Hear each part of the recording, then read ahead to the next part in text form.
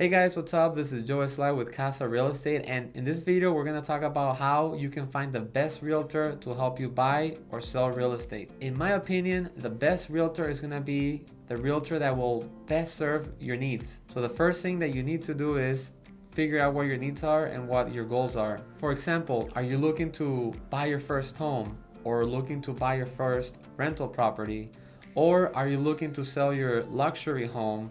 Right? So depending on what your goal is and what you're trying to achieve, there's going to be a realtor that will be the best one at serving you for your goals and what those needs are. You should work with someone that you like and enjoy working with. Buying and selling real estate can be a personal activity, so it's important that you work with someone that you feel comfortable with. You also want to work with someone that you can trust, someone that's competent in their job, that has experience, that can best represent you, negotiate for you, and just give you the best service so that you can accomplish your goals. So how do you find the best real estate agent for you? Well, one thing you can do to start off is ask your friends and family if they have someone that they would recommend.